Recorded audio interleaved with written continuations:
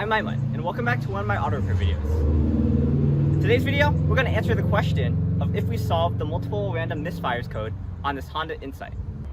If you haven't watched my previous video about it, you should go check it out. But to sum it up briefly, the error codes P0300 refers to a multiple misfire in the cylinders. And then we also got 4 other codes, P0301 all the way to P0304, which talks about specific misfires in cylinders 1 through 4.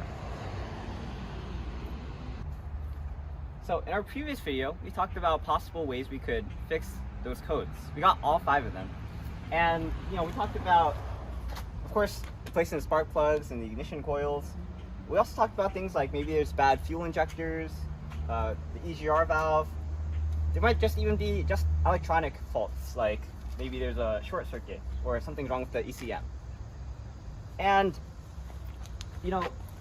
my dad took a Hail Mary approach to solving it. He was just like, okay, let's just try replacing the spark plugs and seeing what happens.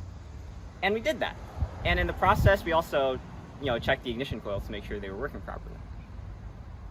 And we ended up, well, I'll get to that in a bit. And if you're interested in seeing how we replaced the spark plugs, I have 2 videos on that, both an installation and a removal, so go check that out if you're interested. But that happened about a week ago. And so Asfa took the car back to Boston, and then he came back yesterday. So he drove about 300 miles. And so we checked using the OBD, and the error codes have not come back. So we think that our issue has been solved. And so we just want to do this follow-up video because a lot of people in my comments are usually interested on, if our procedure actually fixed the car. And so the answer is yes. You can stop watching now. Or no, don't. But it's funny because, my dad was trying to explain this problem to my mom because we were working on it for quite a long time. I think we spent 6 hours replacing the spark plugs. It's a fairly complicated job. I mean, it's simple in procedure, but some of the spark plugs are on the back side of the engine. And so he was trying to explain all of this to my mom, and her only thing was like, the only thing she said in response was like, but did you fix the problem?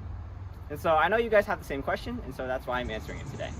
But I do have one more question is, again, back in my previous video, I was like, how did we get all 4 codes simultaneously?